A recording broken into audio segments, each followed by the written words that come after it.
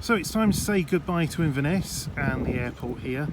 I may well be back because I've looked up online and you can get a flight here from, say, Luton, return with EasyJet for 39 quid, which, you know, you just can't beat that sort of price.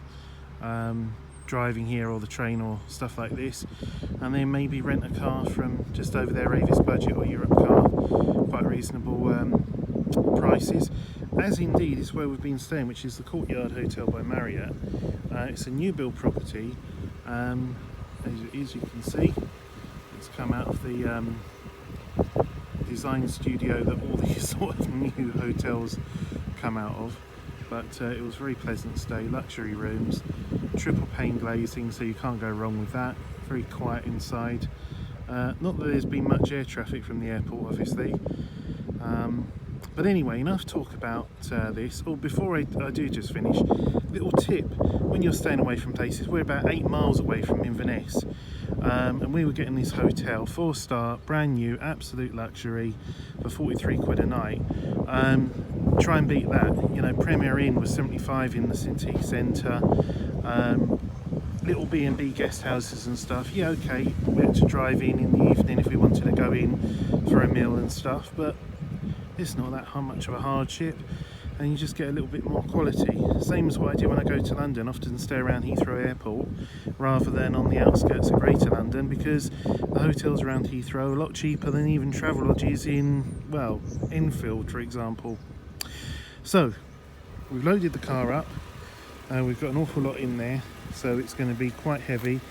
When you've got quite a weight in the boot, a full fuel tank and 2 occupants, it really does change the dynamics of the car. Not so much when you're just driving along, but cornering and acceleration, and you can really feel kind of the chassis twist, you know, when you're going around and coming off a roundabout or uneven undulating terrain on roads and stuff. Take the cases out the boot, have a third of a tank full, and it's like, whoa, wow, we're off again, even with a passenger. So today we're off to Edinburgh, and that's going to be a bit of a boring drive, and then we're spending a couple of days in Edinburgh, and then we'll be doing Edinburgh back down to Norwich, which is going to be awful because it's going to be all raining, but we've had some wonderful weather, as you can see up here. I'm just in a t-shirt again, bit of a bad idea I guess, with all the midges that seemed to have bit me yesterday that I didn't have any idea were biting me, never even saw one, but the remnants were there all right. So I just thought I'd do this because, let's face it, today's video isn't going to be very interesting. It's going to be, well, now we've left Inverness, now we're on one long road that all goes to Edinburgh. But we will see what we can capture. But really I'm doing these videos more just for my own sort of self, you know, going round, seeing where I go, and also just the virtues of this little car. You know, for members of the SLK group of Facebook that I'm a member of, it's a really friendly group, some great advice given, you know, if you've got any issues with your car. And I'd also just like to point out that not anyone on there has ever sort of had a go at me about doing this, but there's been a couple of people I know who've raised eyebrows and questions. This isn't a young car. This is done just over now 78,000 miles, and we're already off on the sort of leaping towards 79,000. It doesn't get much rest. Most people, I say most people, a lot of people that own these cars use them for, well, days like this, mild sunny days. They don't drive them year round. They're usually a second car, and they drive them, you know, on weekends and stuff. This car is a second car, but I just drive all the bloody time. So this gets a lot of use, and my X5 gets a lot of use. Yeah, it's interesting every year when I do the insurance policies and say, could you add that up to 20,000 miles this year, please? But I only have this serviced through one of the horrid, awful places, a Fast Fit Centre, STS Tyre Pros to be precise, and I just maybe it's luck. I get on really well with the guys there. They look after me, and you know, some people sort of get very uppity about those sort of places. I wouldn't trust them with my tyres, let alone anything else. Well, it just goes to show. It's been serviced there 2 times now. It's coming up for another service in about 2,000 miles, and it just mechanically is perfect. The brakes have all been done by them, new discs, the tyres, the battery, the oil changes. They don't scratch the car, they don't, well, there's nothing they've done that I've ever gone back afterwards and gone, oh, well, they did once put the wrong grade of oil. There's 2 types of grade of oil you can have for these engines, and the grade they used was perfectly fine, but it wasn't the grade that was in there before, and it wasn't the grade that was in there like from new throughout the service history. So I drew that to their attention and I said, can you change it for this grade? And they did. They didn't sort of say, well, it won't harm the engine, you know. So I'm looking after the car best as I can. I'm not going to sort of super pamper it. I mean, it has some dings. Somebody, not this isn't me. This should be me, but this wasn't me. This was yesterday. Came back to the car and someone had opened their door and it had cracked the paint off of there. I haven't got any of this paint with me. I just got some standard silver paint, which looks an abomination, but at least it's covering the bare metal, and that's the main thing. I can worry about that properly when I'm back and, you know, have to write stuff and tools and everything else. But anyway, I'm going to stop going on and get in the car and get down to Edinburgh, because it's going to take about 3.5 hours, and that's if everything runs smoothly. So there we go, let's get on the road. So welcome aboard our rather boring journey to Edinburgh from Inverness. We've just topped up with fuel and we're now fully fueled. Did the tyre air pressures, they were all down by 1 psi. So always good when you're on long holidays, lots of hundreds of miles of driving, to keep checking your pressures every few days. So they're all now topped up, even topped up the screen wash. So we're A9 now for 100 miles, but then after we get to Perth, we've got 51 more miles down to Edinburgh.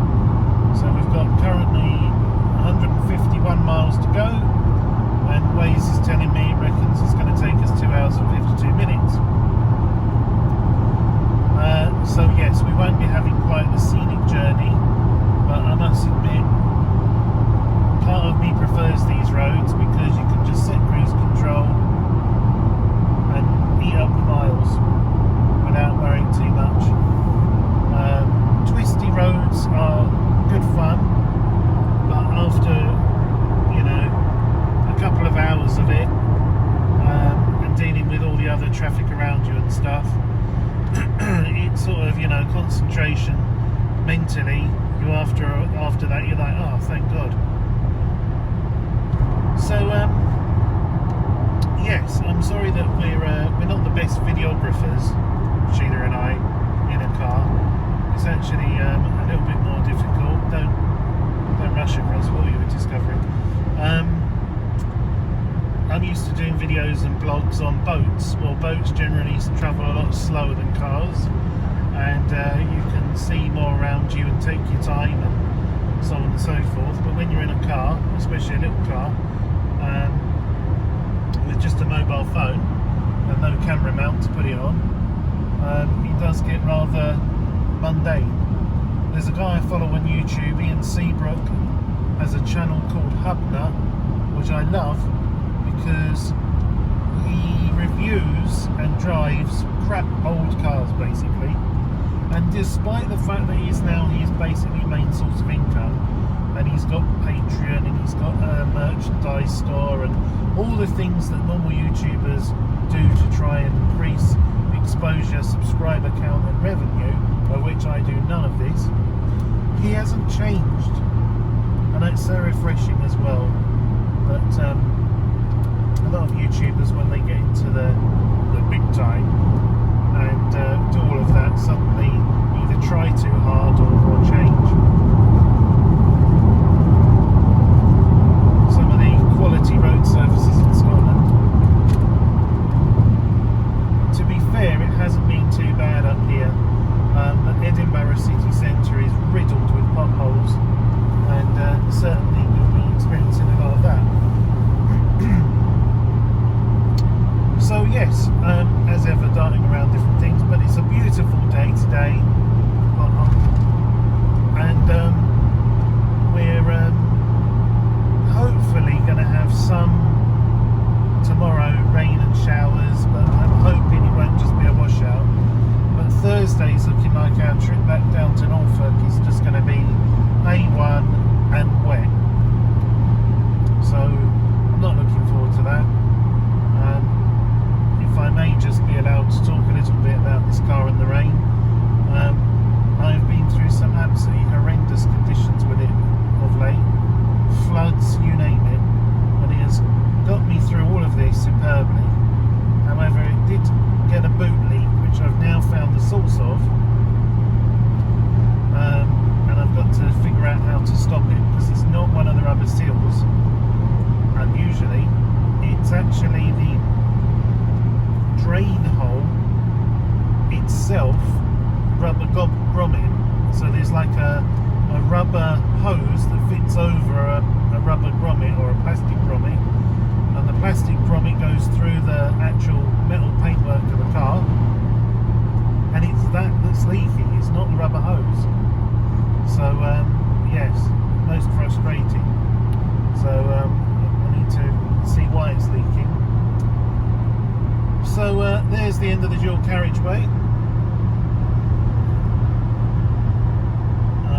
Something also interesting in Scotland is you don't just have like national speed limit. It will often say 60. You know, you're on a single track road now, whereas down in England, obviously, we've got our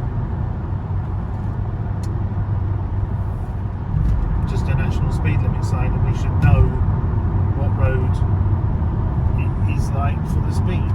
And also, you have these weird things where it'll say like lorries should only do 50.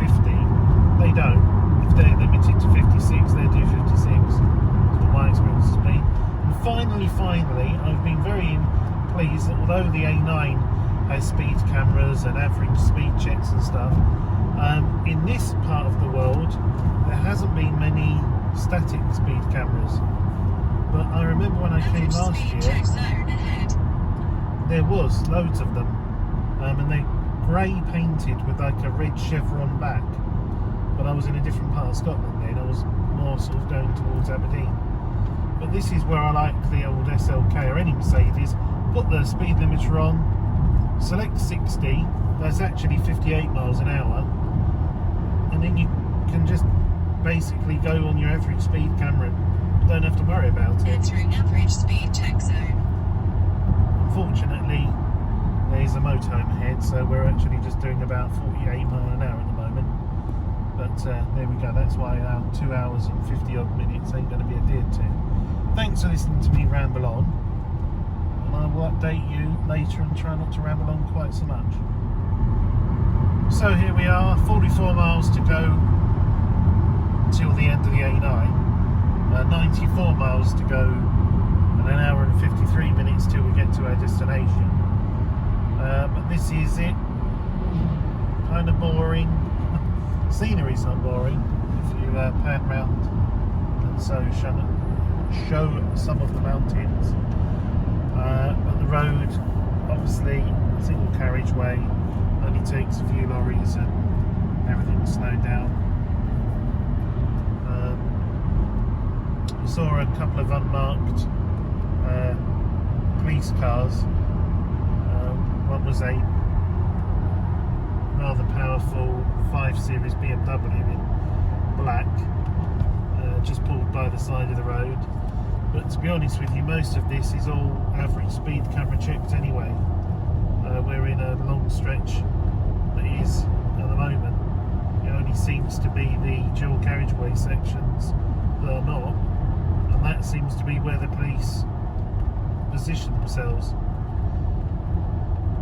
So yes, it's also got a lot chillier. we've gone from 18 degrees when we left Inverness airport, and it's now 12.5 degrees. So some thicker cloud building up ahead as well. We're leaving the blue skies behind us. But just a little update as to how the journey is progressing. Everything so far as the car goes is fine. So that's the main thing. And I'll update you, I guess, when we come off the A9 in another 40 odd miles. So you join us here on the M90.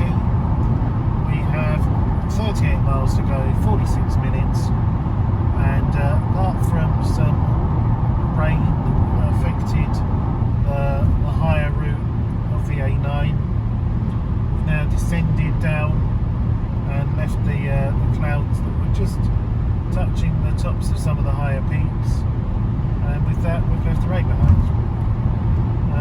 Otherwise, been a very smooth journey. Some road works where they're dualling some of the A9 where it was 40 mile an hour, but not really much of a delay through there. So yeah, it's otherwise been a very nice journey, and a lot different when we were coming up. Exactly the same way, because obviously when we were coming up it was a case of we'd come all the way up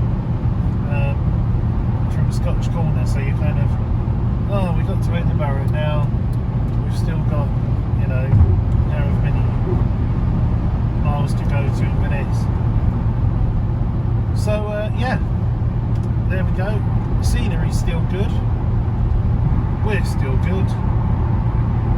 Edinburgh 38.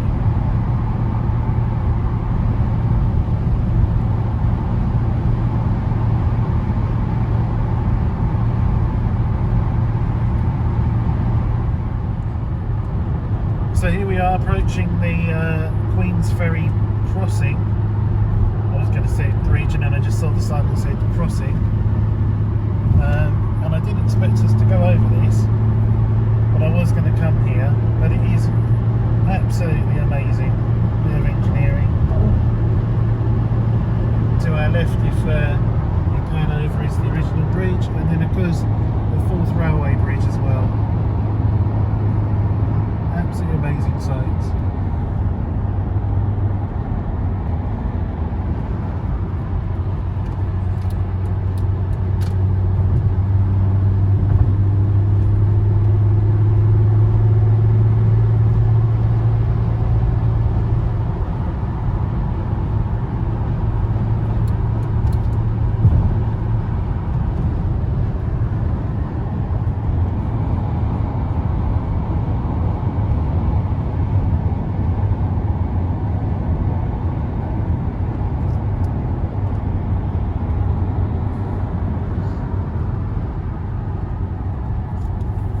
Even better that we don't have to pay to go over it.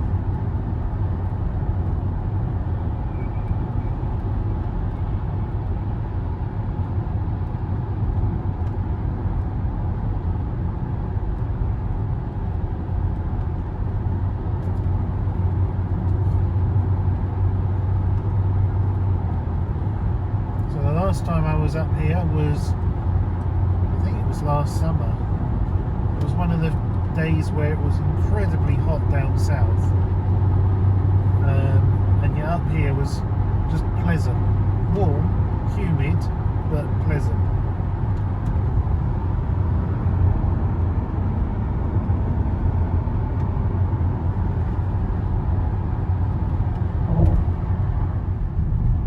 So we're on the outskirts of Edinburgh. We're about 3 miles away from our hotel, which thankfully has a car park, just called ahead. And already the undulating road, shall we say, of Edinburgh begin, as you can no doubt maybe tell. So thank you for joining us for another little ride. It wasn't that interesting, I know. It wasn't that interesting for us either. We had some nice scenery. We didn't have any delays. That was the main thing. And now we're into another city. And probably going to be meeting a friend of mine, but also it's probably going to be pretty horrible, the weather. Whereas today it's about 18 degrees here, cloudy but dry. So today will be a good day for exploring a little bit. And yes, that will be pretty much it. I am aware that I haven't been really ending these videos very well, and it's just sort of ended. So I will officially end this one to say here we are in Edinburgh, but I might actually not end it just like this. I'll end it in the car park, and I can say something nice about the car that after all has done another whack of miles without any complaining. So I'll just let this roll for a moment, just to give you an idea of, well, the outskirts of Edinburgh.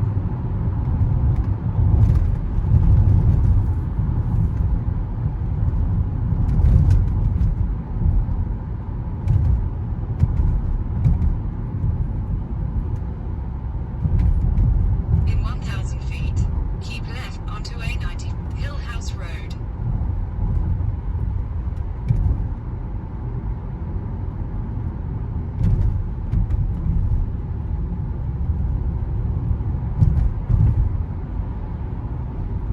Keep left onto A90 Hill House Road.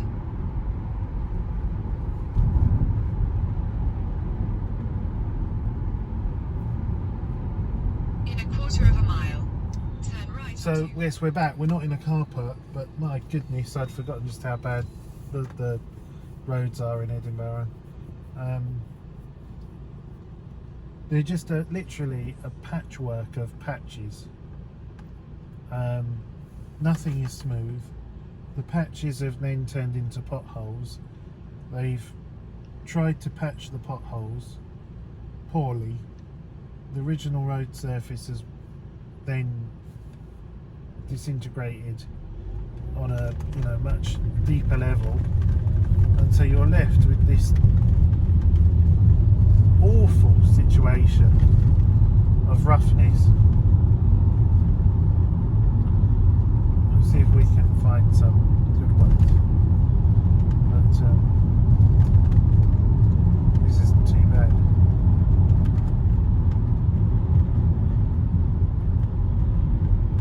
Well, I'm pleased that the SLK is a nice one. Hasn't got the most sporty suspension,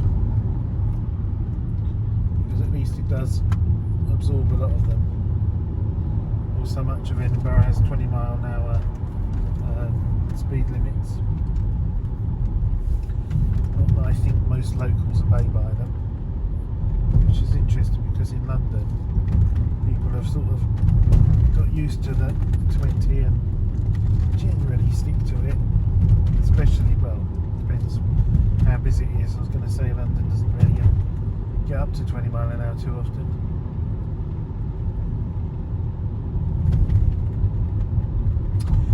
So anyway, there's some bad roads for you. Here's a bit of Edinburgh for you. Thanks very much for joining us. If you have been watching, 1,000 feet, turn right onto Torfican Place. it's been a fabulous journey. We're here for a couple of days, and then we've got a big journey from Edinburgh back down to Norfolk in the rain. So I'll say goodbye, and I'll see you in the future.